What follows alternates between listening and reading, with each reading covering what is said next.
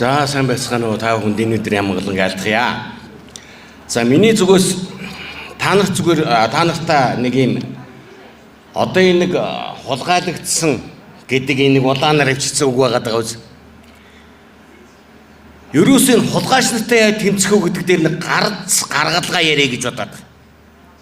Би энэ ардчлалыг сонгосныхаа төлөө 35 жил хэлмэгдээд одоо тэдгүүртээ суусан үгэн байна л да. Тэгтэл өнөөдрөөсөө нөгөө мухардаад яаж ирэх хамгаалуулах вэ гэхээр мухардаад. Тэгтэл өнөөдөр хулгайч нар хэн байгаа гэхээр дандаа эрх мэдэлтэнгүүд хулгай хийгээд байгаа. Тэгтэл өнөөдөр яг ингээ малын хулгай гэдэг юм уу ингээ малын хулгайч байна гэдэг ингүүт малын хулгайтай тэмцэх хууль гээд хууль гаргаж байгаад нөгөөдөлий чинь бол хашаараагаад чадаад байгаа байхгүй юу. Тэгтэл өнөөдөр энэ эд хөрөнгө хулгайлдаг, эрх мэдэл хулгайлдаг, одоо энэ эрх чөлөө хулгайлдаг хулгайч нар хаана байгаа гэхээр зэрэг бүгдөө эрх мэдэлтэнгүүд байна. Эрх барьж байгаа нөхдүүд байна.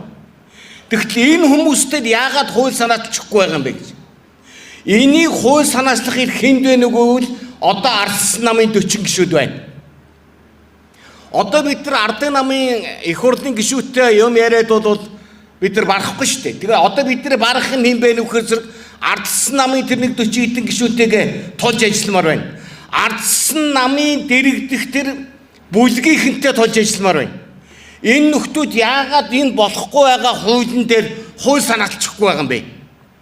Яагаад бид нар бүр санаачлах хууль олдгоо байсан юм шиг бараг одоо гадаадд наадам их тухай хууль санаачлаад явж байгаа юм бэ? Наан одоо ард түмэн өгүүлээд байгаа зөндөө хууль байна. Одоо хамгийн нэгдүгээр тэгэхэд энэ авилах шулгайч нарыг яг адуун тушаалын зэрэг дэвээр нь хуулийг хүндрүүлдэг АБВ гэдэг шиг хэрвээ 8 дугаар зэрэглэлтэй байх юм бол нэлээд доогуур. 7 дугаар зэрэглэлтэй бол дахиад Б болж өндөрнө. 1 дугаар зэрэглэлтэй бол ВГЕ болж өндөрнө. Ингэж хууль санаачламаар байгаа. Тэгээ дээрэс нь засгийн газрын гишүүн, их хурлын гишүүд эрүүгийн хуулийн дээр одоо асуудал үүсгэсэн байх юм бол энэ хүмүүсийг бүр хамгийн хүндрүүлж үзмээр байна. 5 нугалмаар байна. Зүйл залтын. Тэгээ дээрэс нь их хурлын гишүүн эрүүгийн хууль зөрчлийн хууль зөрчсөн байх нь бол хөө хилцэх хугацаа харгалзахгүй гэсэн заалт оруулж өгмөр юм. Ийм хуулиудыг санаачламаар байна. Өнөөдөр ард түмэнд өгүүлэгдэж байгаа юм ерөөсөө эрх мэдэлтнүүдийн эрх мэдлийг энэ улс төрчдийн эрх мэдлийг хязгаарлах тухай хүсэл бол ард түмэнд байна.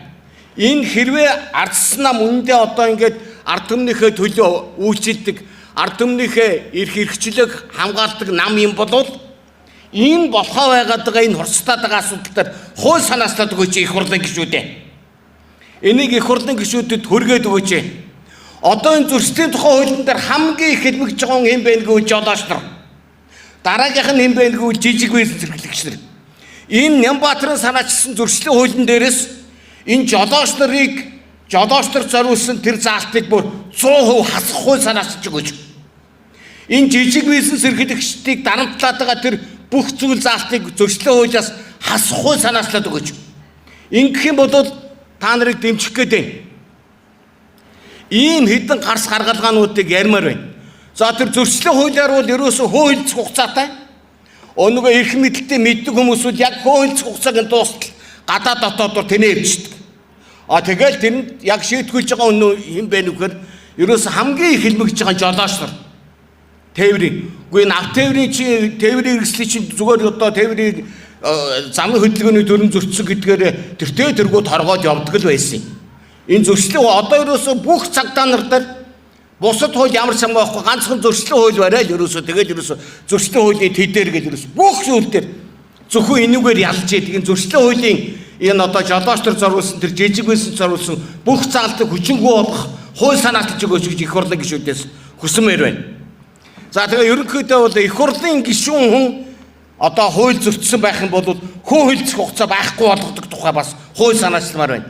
Ийм одоо наазахын юмнуудыг манай их хурлын гишүүд, манай их хурлын ажлын алба хийж өгөөч гэдэг дээр бид нар одоо шахаж шаардж ажилламаар байна. Тэгээ нэг хүн одоо нэг юм яг жаахан тодорхой юмнууд яриад эхлэхээр зэрэг бүгдөө дэмжихгүй одоо лодоасан буушилх юм бол тэр хэсэг ахлагч нар гэдэг нэг хэрэггүй бөөр нэг одоо улс төрийн нэг тийм юунууд байгаа ш.